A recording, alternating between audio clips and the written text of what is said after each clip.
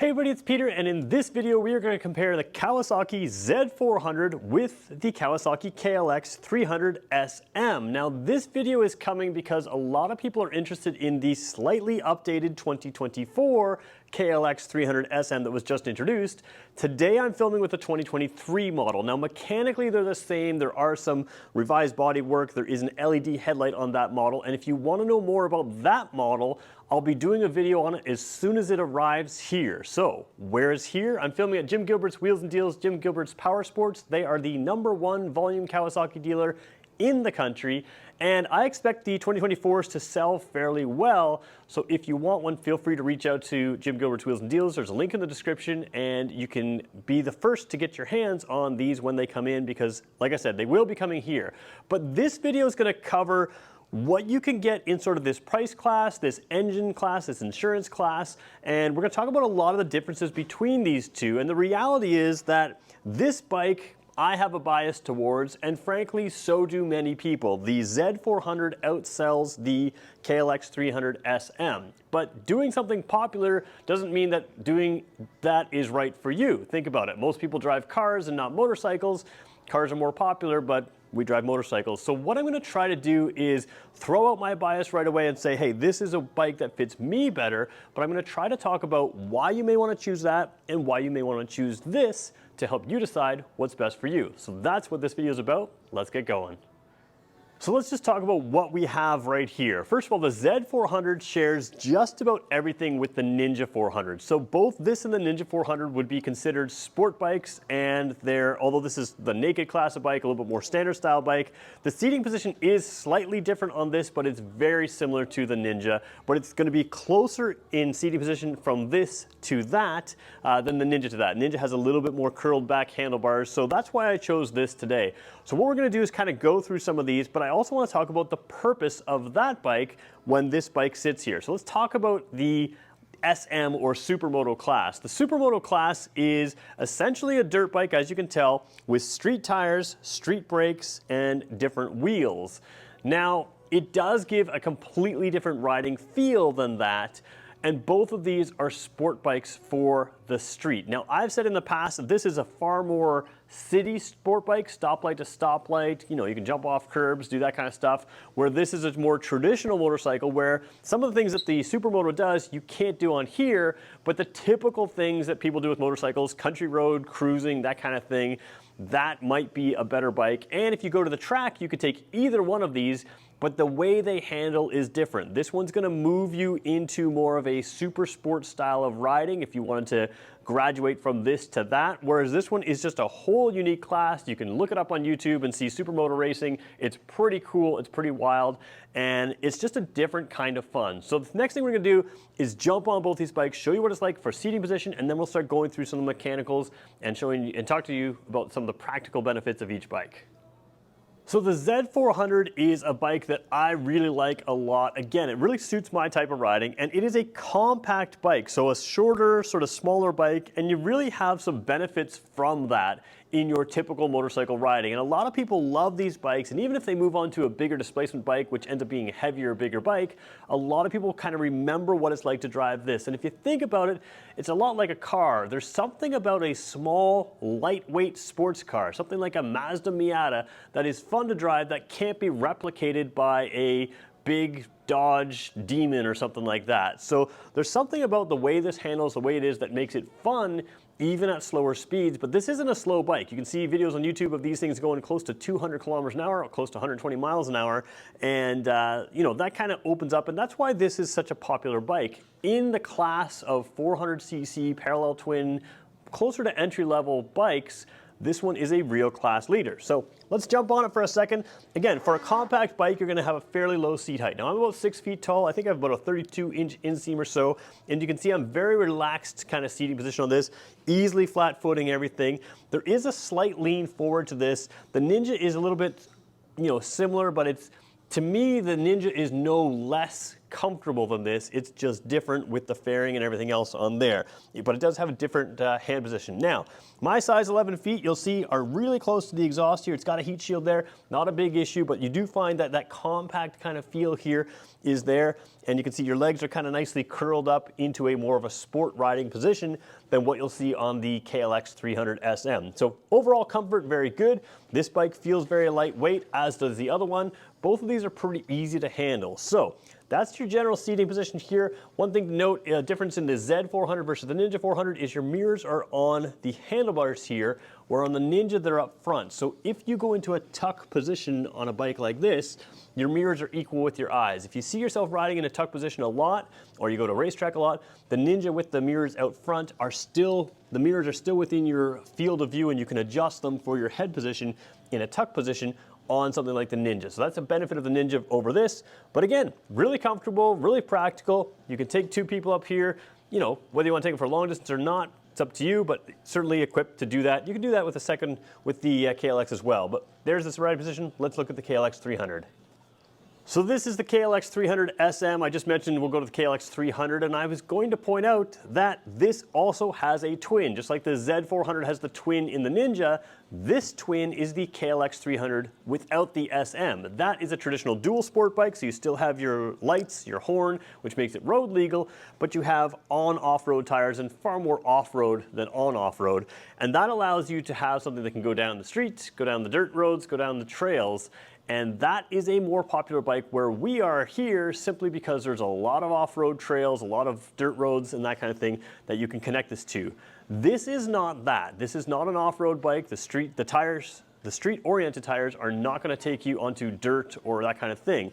So you're going to stay on paved roads, but the paved roads means that you have 17-inch wheels, which are sport bike size wheels, which allows this bike to be a little shorter as well. So it's a little bit more approachable than something like the KLX300, but as you can see, it's definitely taller than the Z400. My legs are pretty much straight. I'm just gonna move this kickstand out of the way for a second, so I get my legs exactly where I want them. And you can see, the seat is narrower, and it's narrow all the way up, so you can kind of change your riding position. You can really get forward or back and get where you want. The point of this bike is you kind of move around for handling, and it has really exceptional handling at slower speeds. So like I said, that stoplight to stoplight kind of feel, this is a really fun bike. Whereas the Ninja, to me, starts excelling when you get a little bit out of that stoplight to stoplight and head out onto, 60 to 80 to, 50 mile an hour, for instance, roads. That's where that bike really starts to shine over this one. So not that this can't do that. This one is capable of going highway speeds and everything else. But the fun of this is a little bit slower speeds and ripping through corners without having to slow down, whereas that one is more canyon carving. This one is more in-city carving. Now, seating position, you can see same thing. Your legs are more of a square position like a dirt bike, and the entire bike is narrow, not just the front of the seat. So you really feel like you have some body control to maneuver this. You're also a little bit more upright. Now, don't confuse a little bit more upright with more comfortable. This is a smaller seat and a smaller tank. Equally probably comfortable to many people, but on a longer drive, you definitely have less body work around you, a little bit less wind protection around you. And again, if you're out there cruising country roads, that's gonna be better. What I love about this though is, like I said, because of its dirt bike roots, you've got really good suspension tuning. It's slightly different than the KLX, the suspension tuning from what I'm told. And the same kind of idea as a dirt bike can kind of go off of jumps, go off of small, inclines. This thing can jump a curb. It can go off different things. So it allows you to have a little bit more of that hooligan kind of fun with it, but being a less capable highway cruiser compared to the Z400. Now let's look at some of the technical pieces of this bike. So if you're looking at a motorcycle, I always say that the front wheel is really going to tell you about what the intent of this bike is. And there's actually quite a bit of differences between these. So you can see the same diameter wheel here, the same sport oriented tire, but they are different tires here. And then there's a lot of differences. First of all, the brake is on the opposite side on this one. That doesn't really make any difference to you, but in case you're seeing the big disc brake over there, there's still a big disc brake over here as well. It's just a single-sided disc on both of these bikes. So that part is similar, but then you get into a whole lot of differences here. So first thing you're going to notice is this one is a spoked wheel where that's an alloy wheel. Now you'll never see, or you very rarely see, at least we don't have any in Kawasaki lineup, we don't have any alloy wheels on a true dirt bike. You have the spoked wheels. Spoked wheels are a little bit stronger, so they're going to be better for that, you know, like I said, that more hooligan thing. If you're jumping off a curb or something like that, these are going to be more built for that. You also have what they call upside down forks here. So if I come over to the Z400 over here, you have the more traditional forks here where they compress in this area, where on this one, it's compressing in that area down there. What that does is, this is more of a traditional level. As you move up in the sport bike lineup and you get to higher end components, you're gonna see them switch over as well. And that creates more stiffness up here when you switch them. So again, that bike would have more stiffness up there and a little bit less unsprung weight. So higher end sport bikes are gonna have that switched around, and the KLX300SM does have that switched around, which again sort of fits its intent. You've got a stiffer area up here, a little bit less unsprung weight down here. So again, just a different way of approaching things. So now we're going to move to the heart of each bike, and there's a lot of differences here. So the engine here is a single cylinder. That's a big difference between the Z400, which is a twin cylinder. So a single cylinder 300 versus a twin cylinder 400, there's going to be a horsepower difference for sure. So that horsepower difference is going to make a difference, especially at higher speeds. Single cylinders tend to make good torque, twin cylinders tend to make good horsepower. So this is going to have a little bit more power low in the revs compared to high in the revs on this engine, whereas the other one's going to have a little bit more power up when you're revving it out. What that means is, for this intended purpose, that stop to acceleration, that kind of you know, very slow speed to mid speed, this is going to have good push, good pull. It's capable of highway speeds, but it's really going to have that pull and that power in those speeds that typical dirt bikes are used, right? From stop to sort of mid speed kind of thing. And that's what you have now made for the town. So the whole design of this bike is a more rugged design, and that may be hard to see. You have a frame that tucks underneath here with some little loops around here that protect. So again, I keep mentioning jumping off curbs, but if you were to do that, you have some frame underneath the engine which is going to protect it. You also have no exhaust here. It's slung up high. If you were to drop this bike, your exhaust is more protected and you can just sort of pick it up and keep going. So it allows you to kind of push the limits, especially on a Supermoto type race series. If you were to drop it, you pick it up and you keep going on. You can get extra protection and other kinds of things, but it's already kind of built from the factory to be narrow, to be tough, and again, to have a little bit extra protection so you're not dragging anything down. Even if you don't drop it completely, if you tilt it right down, you're not scuffing up the exhaust and everything else. So lightweight, narrow, and torque from sort of that 0 to mid-range speed is really what this engine's all about. So taking a look at the Z400, you start to see some real differences here. Again, we mentioned that twin cylinder engine, so it's a little bit larger engine, you know, spread a little wider, cylinders beside each other. So it's a twin cylinder, meaning there's one cylinder here, there's one cylinder in there, inside the engine there. And then you can see, again, no body protect, or no, you know, frame protection down here. The engine is sort of part of that frame in there. You have the exhaust that S turns and comes out here. So why does that kind of S turn like that? Well, in an engine like this, they do that to build a little bit extra mid-range torque. So again, this already has high-end horsepower, very good, especially very good for the class, but now you're also trying to build that extra torque in there. And this is all low slung. You're not jumping off curbs with this. You have an oil filter down in here that you can't see there, so you're not kind of shooting up dangerous things in there. You don't want to do that. Whereas the other bike, it's a little more protected because of its dirt bike roots. Now, still fairly narrow for a bike. It is wider than the Supermoto, and it all kind of wraps up around here where you have a traditional looking exhaust in a traditional place down below the upper edge. So you have, again, traditional styling, functionality. If you want to swap the pipe on this, you can do it on both bikes, but there's probably a few more options in here. Interestingly, this bike has steel foot pegs. The other one had rubber pads in it. Rubber pads help with vibration. They tend to put you know, the steel ones on the true super bikes and on the dirt bikes, but the rubber padding, again, will help with vibration. In theory, a twin cylinder engine will have a different level of vibration, a different feel. These ones are pretty smooth. The single cylinder is going to have a natural vibration to it anyways, and that'll be, those rubber pads will help you deal with that at more high-end speeds, whereas the dirt bike doesn't have those rubber pads at all, it just has steel ones. So a couple little differences in there. Let's just talk about practicality back here for a second, because both bikes have a couple hidden features. So taking a look at the tail end here, the seat is just out of your shot here, just at the very top. Obviously you can get a tail bag there, you can pop off that rear seat, get a tail bag in there. But if you are like me and you don't want to carry around a tail bag all the time, what you're going to do is you're going to carry a little cargo net made for motorcycles. And the Z400 has a little hook here that attaches to it on this side, and you can also attach it down here on the inside of the foot peg area there, so you can see sort of that hook in there.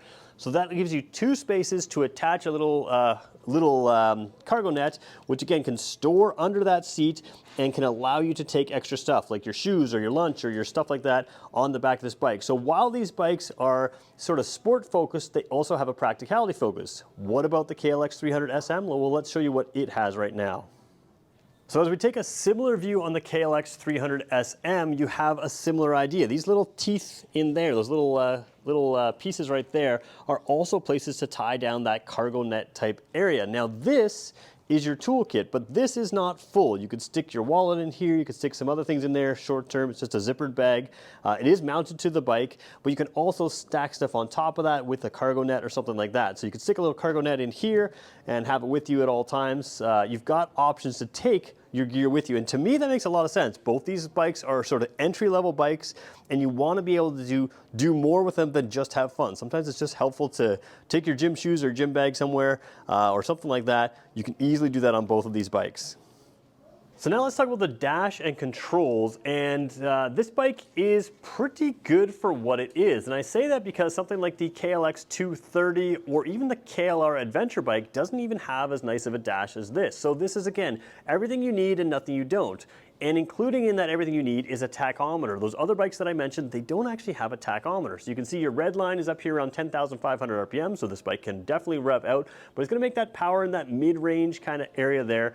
That's sort of where these single cylinders make their power. So odometer down here, if I hit the right button here, there we go. The odometer down there can switch to trip A, trip B, and back to odometer, and that's about it. So there's no gear position indicator on this bike, but you have a tach, you have a speedometer, you have the clock, you have everything you need, along with your warning lights in here. So no fuel gauge, but you do have a fuel light, so you can keep an eye on that. And again, using the trip odometer, you can get a pretty good sense of how far you go before that light comes on, and you'll have no real issues. So again, nice and clear, nice blue backlit display. It's very good. Now let's just switch over, and we'll keep it in the same shot here. Ooh, terrible camera work, but we'll go over to your controls while we're here as well. So the controls on this one here, high beam and low beam, no trigger in front of here where my finger is to flash the high beam. So you're gonna flash it on and off like that.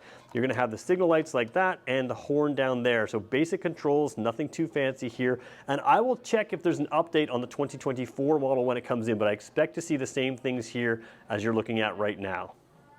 So looking at the dash on the Z400, it's actually a different dash than the Ninja 400. The Ninja 400, like I said, it has just a different look. It has a regular tachometer. So this tachometer here is a more of a digital side that you just saw as I turned it on. Let's just turn it off and on again so you can see that.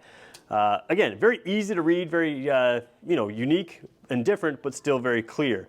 So this bike does have a few more things that the other bike doesn't have. It has a temperature gauge, which is kind of just hidden over here. It builds just like the fuel gauge here. You've got a fuel gauge over there. You have a speedometer, you have a gear indicator. We mentioned the tachometer there. Odometer down here with the same type of control. You have the odometer, trip A, trip B, and back to your odometer.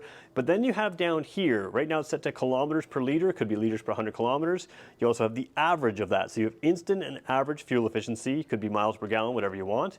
Then you have your range, which is your distance until empty. That's always an estimate based on how you have been driving, so you can see that change around, but it does give you a good idea of how much range you have left. And then you have the clock down there as well. So good amount of functions here in a very compact display. Big red light if there's a problem, obviously the engine light, ABS light. This bike does have ABS as well, neutral light, so all the lights that you need, but a little bit more of a detailed dash here. Now let's again use some poor camera work and come around to your controls over here. And I'm gonna try to film on this angle. Yeah, there we go, that'll work. So over here, we do have a little trigger to flash your high beams. This one is LED high beams. The other one we showed you was not, but it will be for 2024. Then you have the same control here, same control there, and same control there. So the benefit is you have that ability to just grab people's attention on the road with a little flash of your high beams. The other thing you're gonna find on this one is the clutch is very light. It's a slipper and assist clutch here, which can help if you mess up a downshift. It helps prevent the rear wheel from spinning, but it just makes the clutch a little bit lighter. Now, to be fair, in this class of bike, both clutches are very, very very light, so it's not really a huge difference, but there are some of the differences between these two. So now that we've talked about some of the differences between these bikes, let's talk about who they're for. Now, as I mentioned, the Z400 does outsell the KLX300SM, and the KLX300 outsells the SM model here in New Brunswick. But let's talk about why that may be. First of all, the Z400 is an absolute class leader, and that makes it really popular at this dealership, but also across the Kawasaki dealership lineup, because it is such a good traditional motorcycle for entry-level riders, but also experienced riders. They really like the feel of these. A lot of experienced riders will take the Ninja 400 to the track as their first track bike, or even as their steady track bike, because they can really access all of its power on the track, and also it's just such a unique feeling of that lightweight traditional sport bike. Once you step into the SM, you move away from that dual sport capability, but you add a whole new riding experience. This thing is an absolute blast to drive in towns, in urban environments, and cities, and that's where this really excels. You have to kind of know what you want to do. With a bike like this, it's going to be a blast for those slower speed, but still having fun. Once you take it out onto the canyon roads, this is still totally fun, but a little bit less fuel range, a little bit less of a traditional seating position that may get less comfortable over time. For moving around and controlling the bike, this is a better seating position, but for a long, steady cruise, you may want to move more to this. There's a reason these sell less, but there's also a reason that people who buy these keep them. They absolutely love them. They're a total blast. And hopefully, after this video, you'll have a sense of which one is better for you, for your type of riding, but also why there's certain amounts of differences. So if you have questions about either of these bikes, keeping in mind that this one is going to be slightly revamped for 2024, and I will be making videos on that as soon as it arrives. But if you have questions, let me know. And if you want to get one, both these are sitting right here, right now at Jim Gilbert's Wheels and Deals, Jim Gilbert's Power Sports. Again, the #1 volume Kawasaki dealer in the country. So if you're in Fredericton, New Brunswick area, make sure you swing by and check these out. And if you want to know when the new ones come in, as soon as they come in, they're going to hit the shop, and then they're going to hit the video. So subscribe to the channel, because I'll have the videos up as soon as they arrive. Thanks everybody for watching.